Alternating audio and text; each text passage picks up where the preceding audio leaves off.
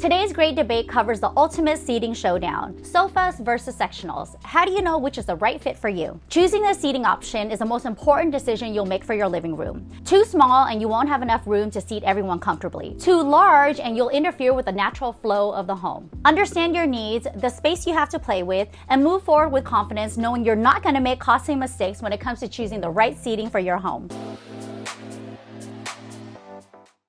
Thank you to SKILLSHARE for sponsoring a portion of this video. Hello everyone, if you're new to the channel, I'm Julie. I am a formally trained certified interior designer specializing in luxury residential design. I design custom homes for a living, but realize that not everyone can afford that type of luxury. I want to prove with my channel that you can bring high design looks home no matter what your style or budget. We love to talk about all things design on this channel, and today's topic is a polarizing favorite. It's sofas versus sectionals. It's a topic that a lot of people get wrong, and I'm here to help steer you in the right direction. Timestamps and shopping links will be listed below in the description box, so feel free to jump around the video, grab some tea, and let's dish. Let's first dive into some of the key differences between sofas and sectionals for a little context. What is a sofa? The sofa has a long history that dates back to 2000 BC in Egypt. The word sofa comes from the Arabic word safa and refers to a raised area of the floor covered with cushions, rugs, and drapes. In ancient Egypt, only the wealthy, such as pharaohs, could use these luxury chaise lounges, while the less wealthy used stone benches. Sofas became more popular during the 17th century when the French monarch decorated their palaces with sofas rich with ornate designs and regal fabrics, reflecting status and the ultimate comfort. As the Industrial Revolution progressed, production methods improved, making sofas more accessible to the general public. By the 20th century, significant design innovations and new materials transformed sofas into a wide variety of design styles we see on the market today. Now, for the record,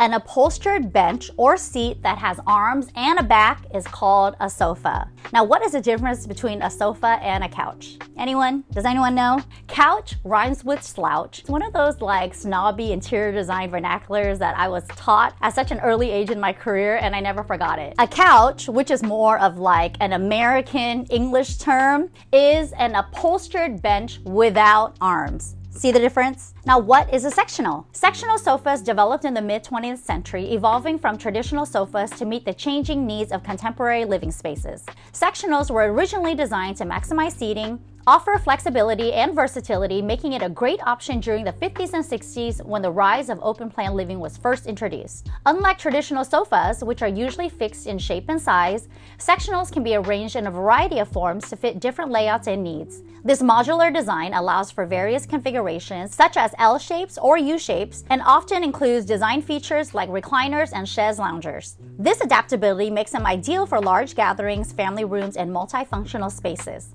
Over the years, sectionals have become ubiquitous in modern interior design spaces, offering both style and practicality. Both sofas and sectionals are available in a wide assortment of materials, colors, fabrics, and sizes. The designs range from sleek minimalist models to oversized plush versions. Knowing all of the endless options out there, how do you know which is the right fit for you? It's not easy, but going through this next segment will help you answer a variety of questions to help you whittle down the choices. When choosing a sofa or a sectional, you always want to start with the most important. That is the size of the seating option. What size should you get for your space? A sectional is typically better for a larger space, a larger gathering room, whereas sofas come in so many different sizes. They're really ideal for smaller spaces. You first want to consider the size and the shape of the room. I always start with a sketch of the room. You don't have to be an artist to do this, okay? Just take out like a blank white sheet of paper and start sketching the shape of the room. A lot of us have abnormal shapes that we're working with, and that's okay.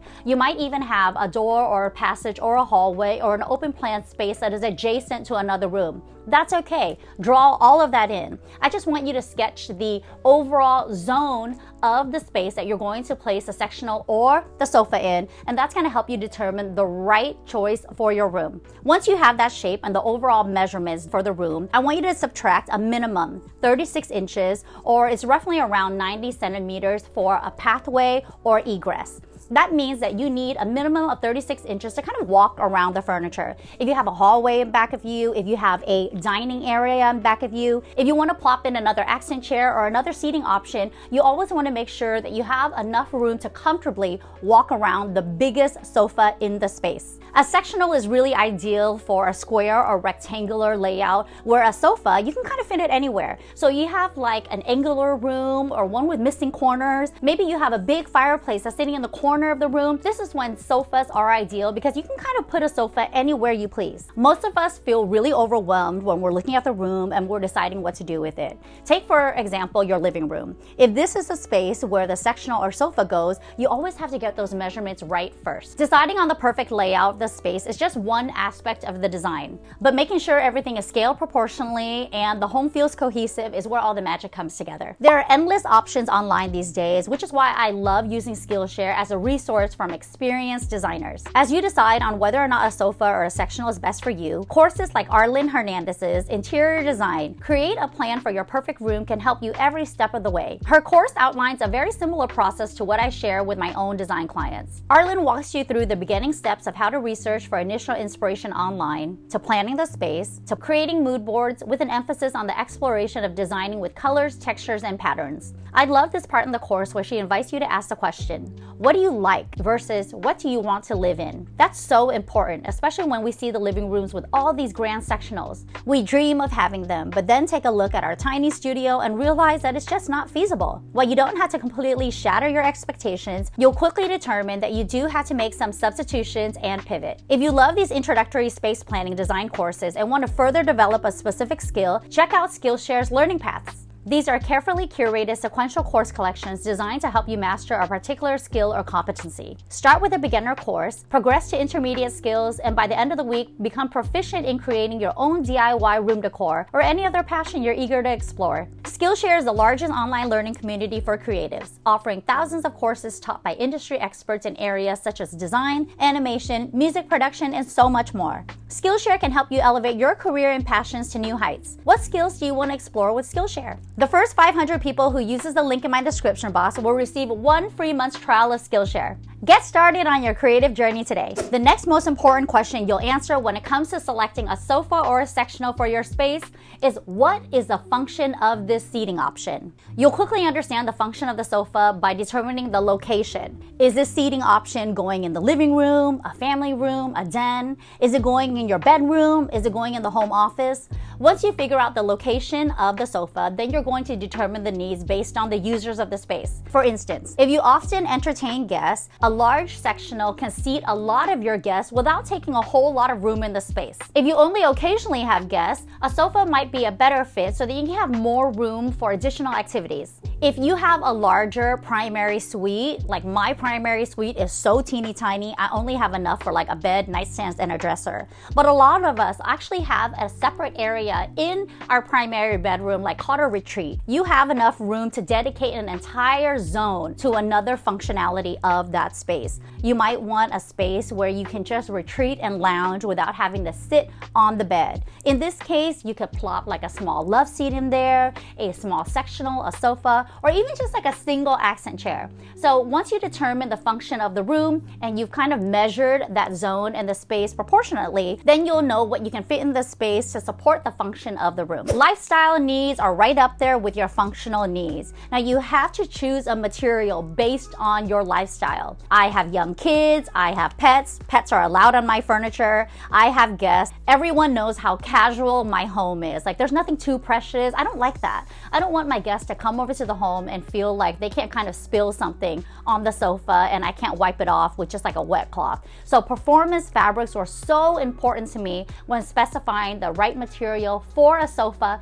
in my living room. But if you wanted just like a really beautiful settee and you kind of want to anchor like a formal living room with a centerpiece sofa, then you'll know that your shape, your design, and style is going to support your aesthetics needs versus the main function of just sitting on a comfortable sofa. Maybe comfort is not a priority for you. You just want a beautiful piece of furniture to look at. So that's something that you want to key into when specifying the right sofa or sectional for your space. You want to consider how you and your family live. If you have young kids, they want to jump on the sofa, you definitely want to choose something with like extra foam, extra springs, something that's durable and sturdy enough to support the weight of these like jumping children. Now let's talk about price. Which seating costs less and why? So we're talking about sofas versus sectionals. It really just depends on how much you can budget for. Even though a sectional is larger, sometimes they use less materials because it's the exact same fabric that you're using to wrap the entire sectional. So imagine a fully upholstered sectional with like block legs or even recessed legs that you can't see. The entire frame could be made out of wood. It's padded, it's upholstered, it's really cushy. So really, you're only using so many materials. Whereas a sofa, let's say you have this really beautiful wood frame sofa, there is an upholstery fabric option that's in the middle of the body of the sofa. Now, the wood frame is expensive, the carving is intricate. On top of that, you have the fabric choice that you're going to be using for this sofa. So there is no real cost comparison. It's just based on the retailer that you go for, where you find this. And of course, if you're purchasing any of your sofas or sectionals secondhand, I mean, you've already taken a huge portion of that budget towards choosing a used item versus something that's brand new. A common question I get asked is, why are sofas and sectionals so expensive? Well, it just really depends on where you're shopping, right? Now, if you step into IKEA and you find a sofa that you love, it's like a mid-century design, it's really sleek, it's really chic, and you see the price, it's like $7.99 and it's on sale.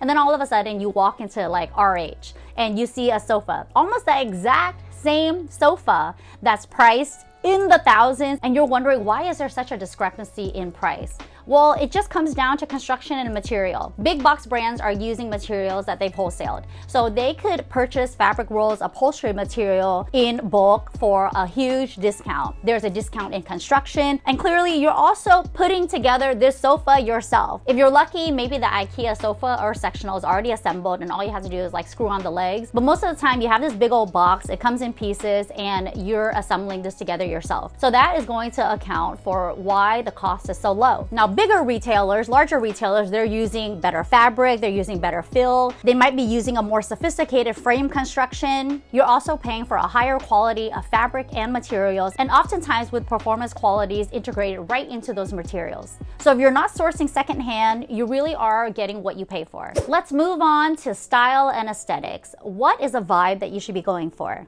A sofa can create more of like a formal, polished look, and of course, depending on what room it goes in, I would always look to the aesthetics of the room to help determine what style sofa I would get. A sectional is more of a relaxed vibe. Remember that the sectional is taking up more space in your room. So you definitely have to make sure that you love the color, you love the style, you're not going to get bored of it, or else you're going to run the risk of replacing it down the line, especially if the color or the style doesn't fit. If we're talking about colors, patterns, and textures, I always start with something really inspiring. It could be an inspirational image that you've saved. Maybe you've tore this out of a design magazine. Maybe you pinned it on your Pinterest board. Look to that living room to help inspire the aesthetics of the space that you want to design. If you're starting from scratch, that's great. I love a blank slate. I always start with like a beautiful piece of artwork, maybe even the colors of a rug to help me determine the color that I'm going to choose for my sofa or my sectional. If you already have artwork and drapery and window treatments and all those nice accessories already in your space,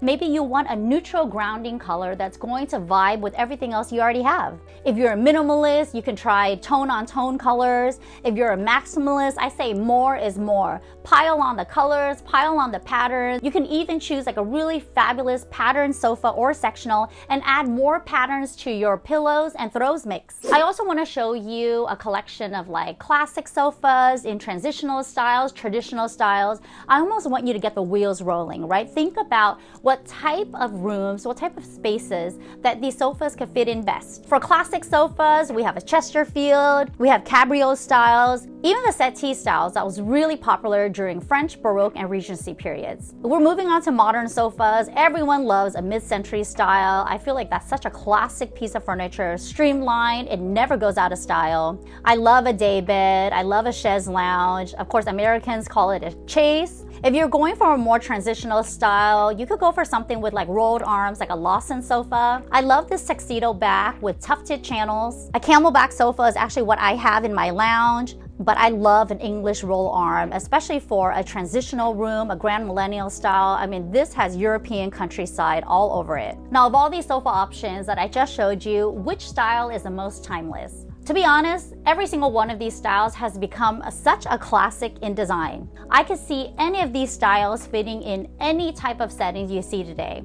It's really just a matter of the color, the finish, the material, and the pattern that you select for the upholstery option of the sofa. Now, something that is uniform in color and pattern is definitely going to be more timeless than, say, choosing like a really chintzy fabric for a really plushy sofa. Now, for me, I love chintz, I love chinoiserie, I love floral. Some of those patterns never ever go out of style. Now, if you're choosing something that is very trendy, let's say like a Moroccan trellis or even a checkerboard pattern, you might run the risk of it getting very dated very soon. But here's a tip. Who effing cares? I don't care. If you love it, who freaking cares? It's your house. Do what you love. Choose a color that you love. Choose a pattern that just makes your heart happy and just go with it. My favorite interiors are the ones that truly reflect the style of the homeowner. Now, which one of these seating options is more customizable? As far as color, fabric, or material goes, any one of them can be customized because, of course, you're choosing and custom making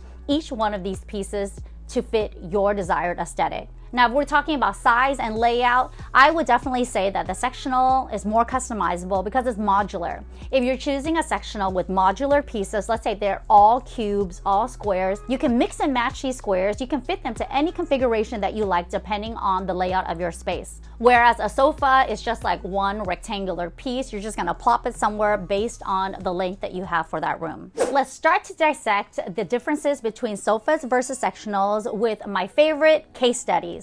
So for the first case study, we're going to be talking about the social entertainer. This is a couple who frequently hosts friends and family. They enjoy social gatherings, movie nights, game nights. They host a whole lot of parties for both kids and adults. Here are the priorities. They want ample seating, they want to be able to move their furniture around, but they also want a cozy, inviting atmosphere. Their design style is contemporary, open-plan living spaces that accommodate large groups. So here's the space that we have to work with. It is an empty living room. It's almost rectangular in size, but for an open concept space, you really can choose whatever size you want for your seating option. I think based on the parameters of who this client is and their profile, I would love to plop a sectional in here. Once I measured the entire space, I subtracted 36 inches, a minimum 90 centimeters for egress. You know, you see pathways, you see a door, an aisle, maybe there's even a hallway. So you want to make sure that members of your family and guests can be able to walk around your furniture without bumping into anything. My rule of thumb is always to place the largest seat directly across from the focal point. The focal point is a TV. You're going to place the largest portion of the sectional in front of the television. By placing the sectional in this configuration, you're optimizing the view of the TV. But what about the view that's outside the window? The great thing about having a sectional is that the sectional can also have ample seating on the adjacent side of the sectional. Not only will you have guests enjoying the TV, but those who don't want to watch TV can also enjoy the view outside. You can follow the shape of the sectional by putting in a square coffee table or even a round coffee table, so it gives you more room to walk around the furniture. To finish off this seating group, I would anchor a corner chair or a little like club chair opposite the sectional so you can create a conversational seating group. That means that when you're not watching TV, you could also engage in like game night, you could have cocktail hour. Basically, everyone that's seated in the living room is going to have a clear vantage point of everyone else, and then you can engage in conversation, which is exactly what the living room is for. Now, this next case study is all about the single life.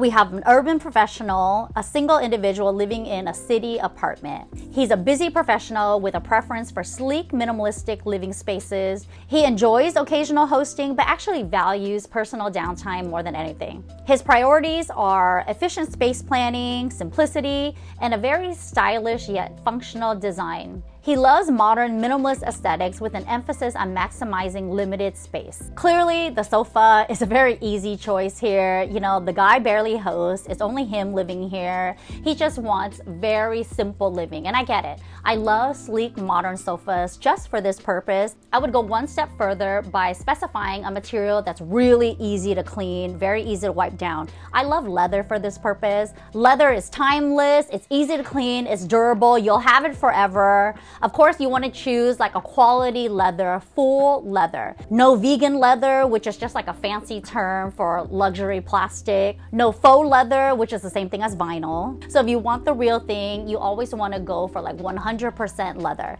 If you know you're on a budget and you can't afford the real thing, always source secondhand. I have found some amazing pieces on Facebook Marketplace. I mean, back then I was shopping Craigslist because that's where everyone was selling their gently used furniture, but now it's all about FB Marketplace. He almost sounds like he's gonna shop at IKEA, and I actually love IKEA for some of their minimal sofa designs in like mid-century styles. Always check out their as-is section because sometimes they pull sample items from the floor and then they resell it in their as-is section. Oftentimes there's like a little ding on a chair or on the frame of a sofa. So definitely double check the damages. If it's something that you can fix yourself, then you're going to get a really great value for a high price piece. You can shop the look with my favorite sofas and sectionals using the links in the description box below.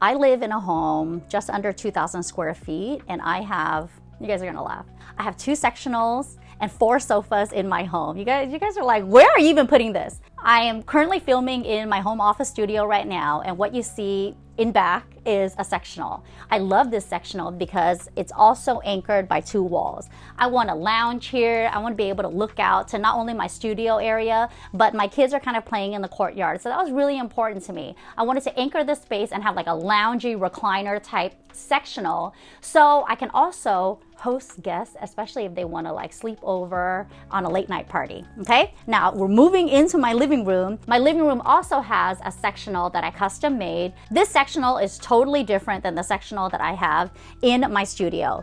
It's less expensive. I know that the kids are going to beat it. I know that my guests are going to have a ball, kind of like lounging, relaxing, sitting on it. So I knew that I didn't want something too expensive, but I wanted something that was going to seat as many people in the space as possible. Now we're moving to my dining room. The dining room also has a sofa. I specified a sofa in lieu of dining chairs because my dining room is small and I just wanted one wall where I could flank a sofa, and it's like the most comfortable seat in the dining room. All of my guests fight for that sofa, and there's only like 3 seats on that sofa. Now adjacent to the dining room is my lounge, which is also where I used to film. This is where I have the traditional camelback sofa, and it's in this lovely designer chocolate velvet fabric. I freaking love this sofa. I purchased it on consignment for $399. This is easily a $2,000 sofa. Now I also have a mid-century sofa that's sitting in my husband's office that used to be in my living room, and I also had this Regency settee that I put in my closet. Now that settee wasn't for me to sit, it was almost like the centerpiece of my closet because I love this kind of statement look for the closet.